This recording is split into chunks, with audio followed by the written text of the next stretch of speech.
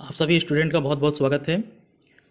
आज हम लोग क्लास 10 सब्जेक्ट ज्योग्राफी का अध्याय 3 जल संसाधन वाटर रिसोर्स के जो भी प्रश्न हैं उनको हम लोग हल करेंगे और चित्रों के साथ उनको समझेंगे। ठीक है, चलिए देखते हैं। पहला प्रश्न बहुविकल्पिक प्रश्न। प्रश्न है, नीचे दी गई सूचना के आधार पर स्थितियों को जल की कमी से प्रभावित या जल की कमी से अप्रभावित में वर्गीकृत कीजिए।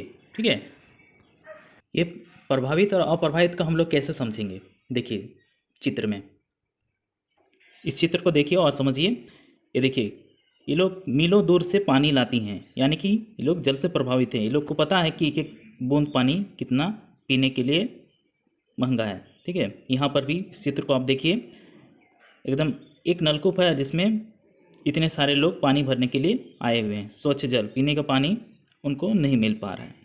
यहाँ भी देखिए, पीने के पानी के लिए लोग बाहर से टंकी से भर के पानी गाड़ी में लाया गया है और सब पाइप लगा के उसमें अपने अपने डब्बों में भर रहे हैं और ले जा रहे हैं बाल्टियों में।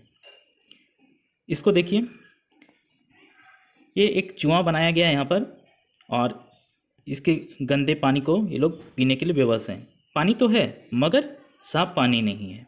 ठीक है, मजबूरी में ये लोग इसी तरह से पी रहे हैं। गांव में भी आजकल अभी भी इस तरह का देखने को हम लोग को मिलता है। ये देखिए, ये गंदे पानी को किस तरह से उठा के ले जा रहे हैं, तो ये प्रभावित है। ठीक है, और ये देखिए शहर का स्विमिंग पूल, ये अप्रभावित है। ठीक है, यहाँ पर हज़ारों लीटर लाखों लीटर पानी को डेली बर्बाद किया जाता है। और ये बचवा भी देखिए, जिसको जितना चाहिए पीने के लिए उससे कहीं ज़्यादा पानी को ये बर्बाद कर रहा है, तो ये अप्रभावित है। अगर यदि प्रभावित होता तो एक गिलास में पानी भर के पानी पीता। ठीक है, आगे बढ़ते हैं। पहला प्रश्न देखते हैं। प्रश्न क, अधिक वार्षिक वर्षा वाला क्षेत्र। ठीक है, तो जो जहाँ अधिक वार्षिक वर्षा मतलब बहुत ज़्यादा बारिश होती है, वो क्षेत्र जल की कमी से अप्रभावित होता है। ठीक है, और दूसरा प्रश्न देखिए, अधिक वर्षा और अधिक जनसंख्या वाले क्षेत्र, तो इसका उत्तर होगा जल की कमी से अप्रभावित।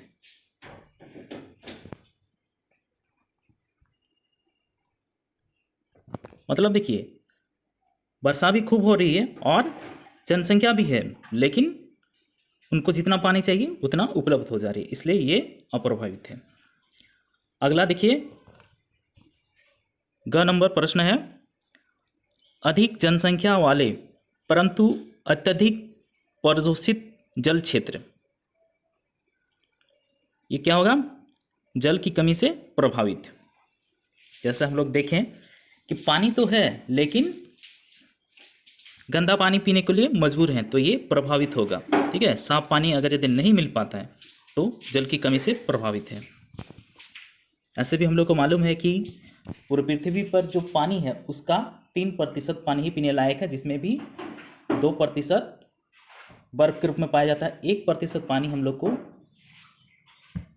कुआं, नलकूप या जमीन के अंदर भौम जल के रूप में प्राप्त होता है। ठीक है, तो अगला प्रश्न देखते हैं। घ, देखिए, कम वर्षा और कम जनसंख्या वाले क्षेत्र,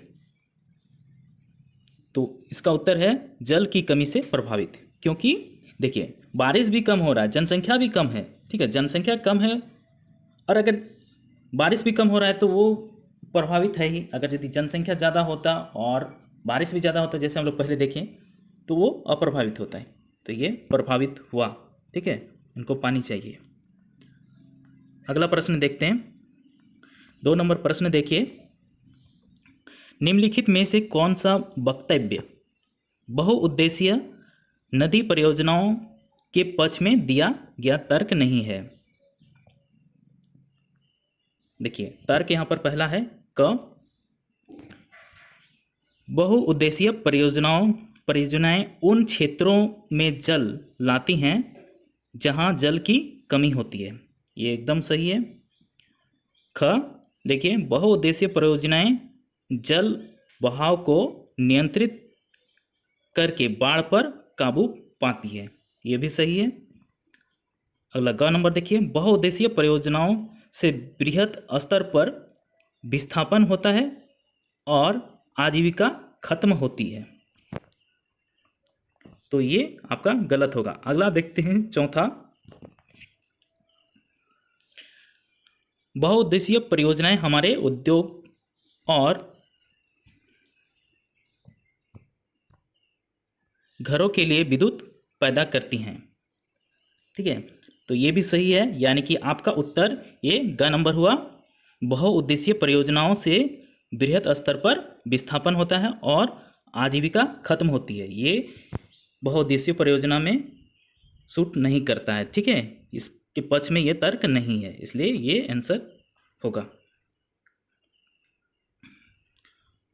आगे देखिए 3 नंबर प्रश्न, यहाँ कुछ गलत वक्तव्य दिए गए हैं, इसमें गलती पहचान कर और दोबारा लिखिए।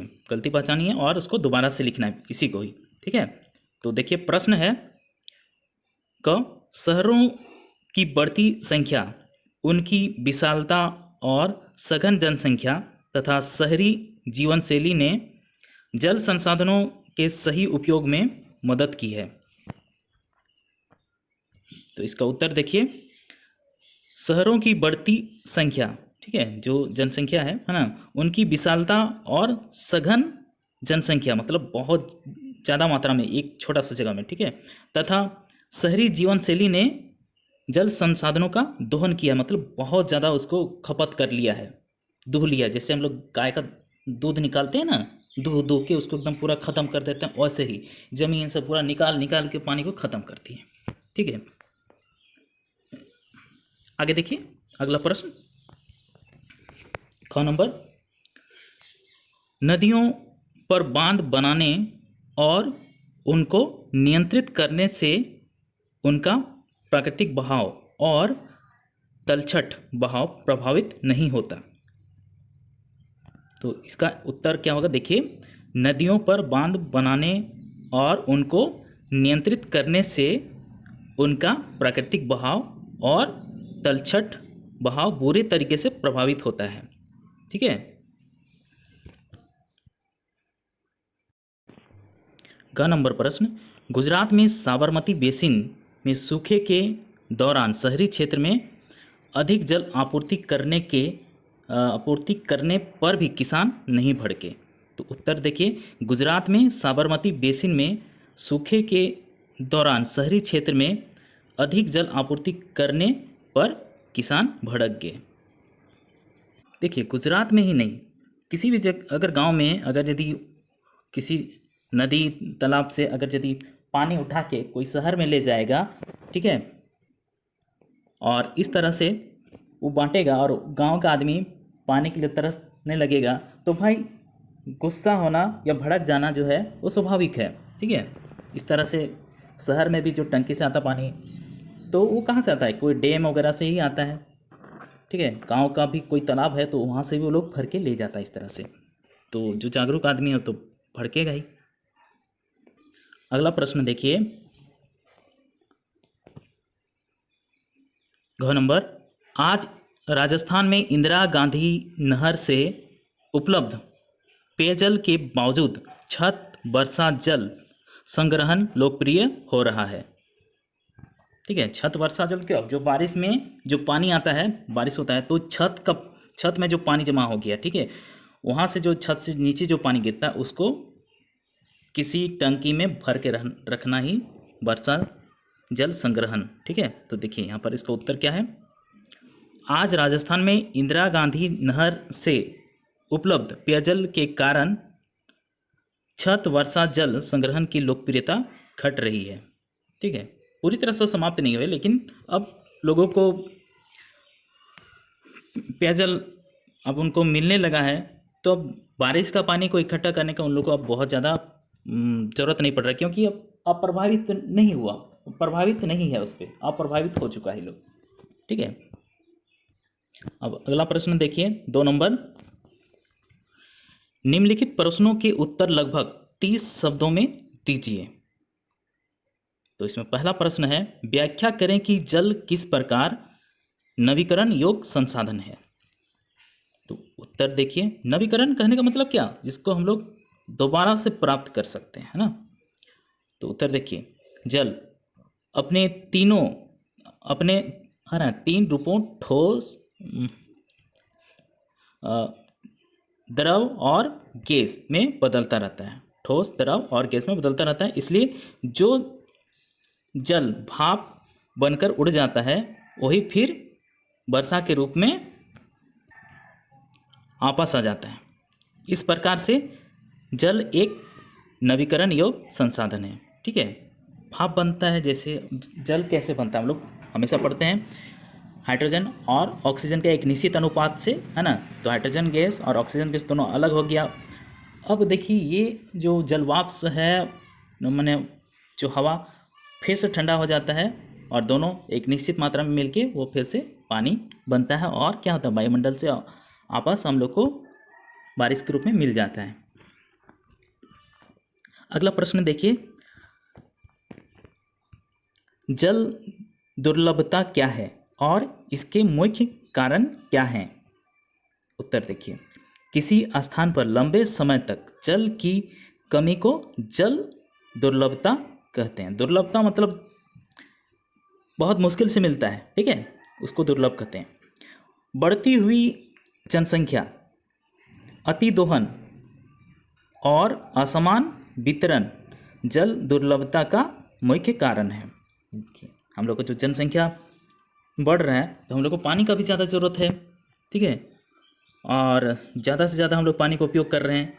और असमान वितरण में क्या है, देखिए, कहने का मतलब बारिश भी जो हम लोग का होता है तो सभी जगह पे एक समान बारिश नहीं होता है, ठीक है। आसाम में सबसे ज़्यादा बारिश है, तो वहीं आपका इधर राजस्थान की ओर चले जाएं तो बहुत कम बारिश मिलता है, ठीक है।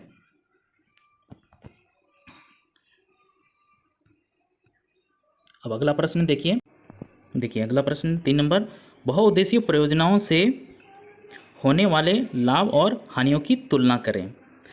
तो पहले हम लोग बहुउद्देशीय परियोजना को संक्षेप में थोड़ा समझ लेते हैं, फिर देखेंगे क्या है। बहुउद्देशीय परियोजना में देखिए इस तरह से बांध बनाया जाता है, ठीक है, और इसमें हम लोग मछली पालन कर सकते हैं, नौका विहार कर सकते हैं, नौका माने बोट वगैरह को चला सकते हैं, पर्यटन स्थल बन सकता है ये। और यहाँ पर हम लोग बिजली उत्पन्न भी करते हैं, ठीक है। ये देखिए, इसमें हम लोग बिजली उत्पन्न करते हैं, पानी को यहाँ से छोड़ा जाता है और नीचे डायनामो टरबाइन मशीन लगा हुआ रहता है और उससे बिजली उत्पन्न होता है। जिस जगह में पानी की कमी है वैसे जगह में इस तरह से गाड़ी में पानी भर के ले जाया जाता है और लोगों को पानी बांटा जाता है, या फिर पाइपलाइन से डायरेक्ट घरों में सप्लाई किया जाता है। तो चलिए हम लोग देखते हैं बहुउद्देशीय परियोजना से होने वाले लाभ, ठीक है। कृषि हेतु सिंचाई सुविधा उपलब्ध होता है, ठीक है, वहाँ से हम लोग उसका पानी का हम लोग खेती के लिए उपयोग कर सकते हैं। बाढ़ नियंत्रण करना, बाढ़ को जो आता है उसको हम लोग नियंत्रित कर सकते हैं। पानी डैम में भरा हुआ रहेगा, उसमें थोड़ा थोड़ा पानी हम लोग छोड़ेंगे, ठीक है। जल विद्युत उत्पन्न करना, ठीक है, इस तरह से अभी देखिए हम लोग वहाँ से हम लोग बिजली उत्पन्न कर सकते हैं। भूमि अपरदन पर प्रभावी नियंत्रण, यानी कि जो जमीन का कटाव होता है बहुत ज़्यादा पानी से, उसको भी हम लोग रोक सकते हैं। और उद्योग धंधों का विकास करना, ठीक है, कहने का मतलब है फैक्ट्री में क्या होता है, देखिए बहुत ज़्यादा पानी की ज़रूरत पड़ता है, ठीक है, तो उस पानी की कमी को भी हम लोग पूरा कर सकते हैं। मत्स्य पालन का विकास करना, हम लोग मछली पालन कर सकते हैं। जल परिवहन का विकास करना, हम लोग उसमें नौका विहार, ठीक है, यानी कि या फिर नाव चला सकते हैं। शुद्ध पेयजल की व्यवस्था करना, हम लोग उस पानी को फिल्टर करके हम लोग लोगों के घरों में पहुंचा सकते हैं और लोग उसको पी सकते हैं, ठीक है। अब देखिए हानियाँ इसमें क्या क्या हैं बहुउद्देशीय परियोजना के। तो इसमें देखिए, इसमें भूमि का निम्नीकरण होता है, यानी कि भूमि का कटाव हो जाता है, ठीक है। भूकंप की संभावना बढ़ जाती है। भूकंप की संभावना कैसे बढ़ जाती है, देखिए, जब बहुत ज़्यादा पानी भर जाएगा तो वहाँ पर भार हो जाएगा, ठीक है, और ज़्यादा भारी हो जाएगा तो वो जमीन का नीचे का जो प्लेट है वो ऐसे भी जो तैरता रहता है आपस में टकराएगा और भूकंप होगा, ठीक है। आगे देखिए, अगर किसी कारणवश बांध के टूटने पर बाढ़ आ जाना, मतलब किसी भी कारण से अगर यदि बांध टूट गया तब तो पूरा आसपास का जो एरिया है वो तबाह हो जाएगा। बांध टूटने से देखिए इस तरह का जनजीवन जो है अस्त व्यस्त हो जाएगा, लोगों के घरों में पानी घुस जाएगा, बहुत सारे परेशानियां हो सकती, घर गिर भी सकता है। आगे देखिए, जल जनित बीमारियां, पानी दूषित हो जाएगा तो हम लोग को अगर उससे क्या होगा, बहुत सारे मच्छर और मक्खियां जन्म लेंगी और खाने में बढ़ जाएंगी, ठीक है, और हम लोग बीमार पड़ सकते हैं। डायरिया, हैजा, टाइफाइड, इस तरह का बहुत सारी बीमारी से हम लोग ग्रसित हो सकते हैं। प्रदूषण फैल जाएगा, ठीक है, अगर बांध टूट गया तो पानी में डूब के बहुत सारे जीव जंतु मर जाते हैं, जिससे सड़ गल के प्रदूषण फैल जाएगा। वनों की कटाई होती है, देखिए ये बहुउद्देशीय परियोजना से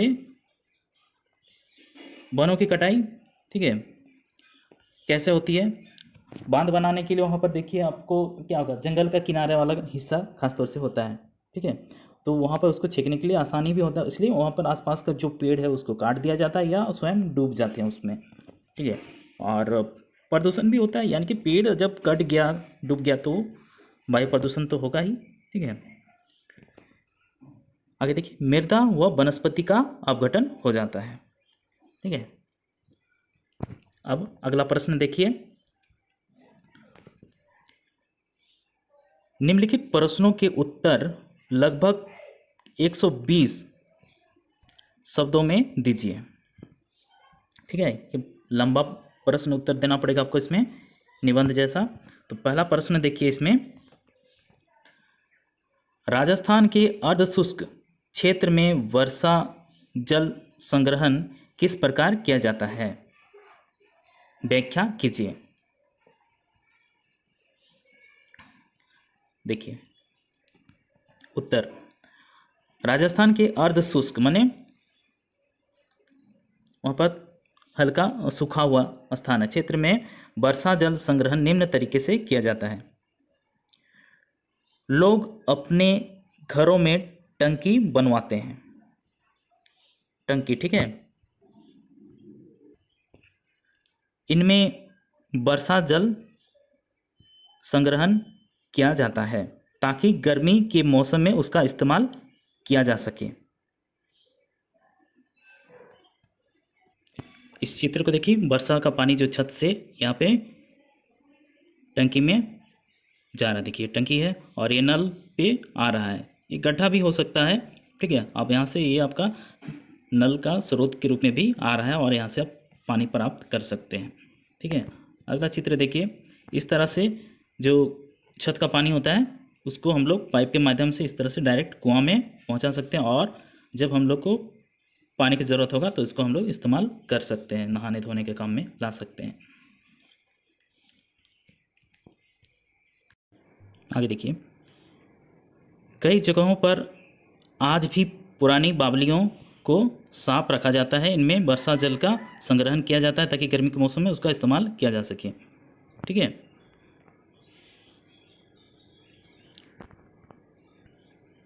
अगला प्रश्न देखते हैं, 2 नंबर, परंपरागत वर्षा जल संग्रहण की पद्धतियों को आधुनिक काल में अपना कर जल संरक्षण एवं भंडारण किस प्रकार किया जा रहा है, उत्तर देखिए।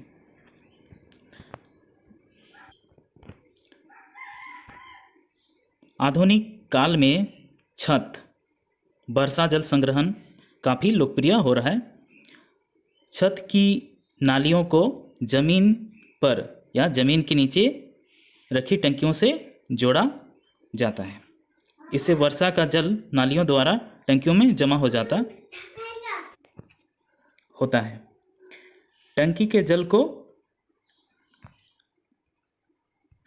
परिष्कृत करने के बाद इस्तेमाल किया जाता है।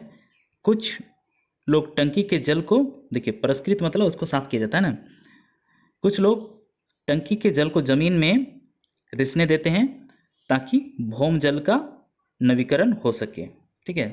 अंदर अगर यदि वो मिट्टी में ज़मीन के अंदर चला गया तो हम लोग का जो कुआं या नल है उसका पानी कम नहीं होगा गर्मी के दिनों में। ठीक है, इसलिए उसको रिसने के लिए दिया जाता है नीचे।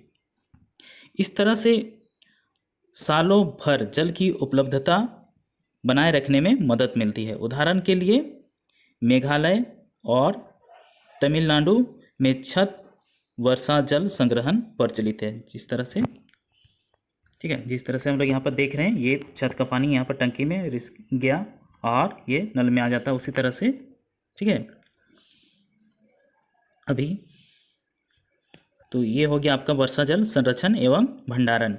संरक्षण मतलब उसको बचाव करना और भंडारण उसको जमा करना। भंडार यानी कि जमा करने वाला जो होता है, घर भी हो सकता है, टंकी, कहीं भी। ठीक है, भंडार गृह।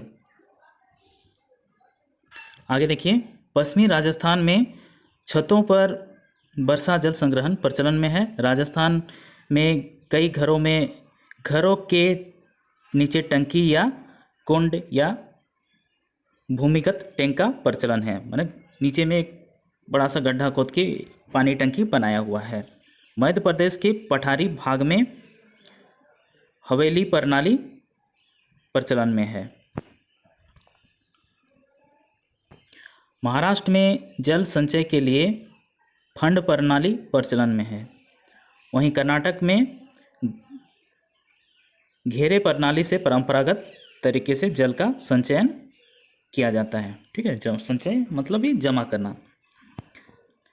कर्नाटक के मैसूर जिले में छत वर्षा जल तकनीक अपनाई जा रही है। आगे देखिए, पूर्वोत्तर भारत में खासकर मेघालय में नदियों और झरनों के पानी को बांस के माध्यम से सिंचाई के लिए खेतों तक पानी ले जाया जाता है, जिससे बांस ड्रिप सिंचाई प्रणाली के नाम से जाना जाता है। इसको चित्र में देख लीजिए। देखिए, बांस ड्रिप सिंचाई प्रणाली में किस तरह से करते हैं, बांस को बीच से 2 टुकड़ा कर देते हैं और उसको पाइप की तरह हम लोग इस्तेमाल करते हैं। देखिए यहाँ पे आप चित्र में देख पाएंगे, है ना, इस तरह से देखिए, देखिए, है ना, ये बांस को टुकड़ा किया गया है और यहाँ देखिए इस जगह पे ये दूर इसको ले जाया जा रहा है। इस चित्र में आपको साफ नज़र आएगा। देखिए यहाँ पे लंबा सा बांस से इसको पाइप की तरह से इस्तेमाल किया जा रहा है और पानी को दूसरी जगह में ले जाते हैं। देखिए यहाँ पर भी इस तरह से। ये सस्ता है लेकिन टिकाऊ नहीं। हम लोग का क्या बोलते हैं, जैसे कि अगर यदि आपके पास पैसा है और संसाधन अगर बाज़ार से आपको मिल रहा है तो आप पाइप का इस्तेमाल करेंगे। ठीक है, उससे पानी थोड़ा भी बर्बाद नहीं होगा और इससे भी पानी जो है बर्बाद नहीं होता है। लेकिन ये थोड़ा सा परेशानी वाला है, लेकिन ये भी अच्छा उपाय है। इसका प्रयोग हम लोग देखिए खेतों को पटाने के लिए भी कर सकते हैं, क्योंकि दूर में खेत होता है पानी से, तो अगर यदि उसको मिट्टी का नाला में ले जाते हैं तो वहाँ पर उस नाले में भी बहुत सारा पानी चला जाता है। लेकिन पाइप के माध्यम से जाएगा तो हम लोग को पानी बचत होता है। तो बस आप लोग का पार्ट यहीं पर समाप्त होता है। जो भी इस चैनल को सब्सक्राइब किए हैं उनको बहुत बहुत धन्यवाद, और जो बच्चे नहीं किए हैं वो इसको सब्सक्राइब कर लेंगे। आप लोग के इसमें 6 क्लास से लेकर कॉलेज का जो भी है सारा नोट्स आपको यहाँ से मिलेगा। ठीक है, इसलिए धीरे धीरे करके आपको मिलेगा। मिलते हैं अगले क्लास में, तब तक के लिए टेक केयर, बाय।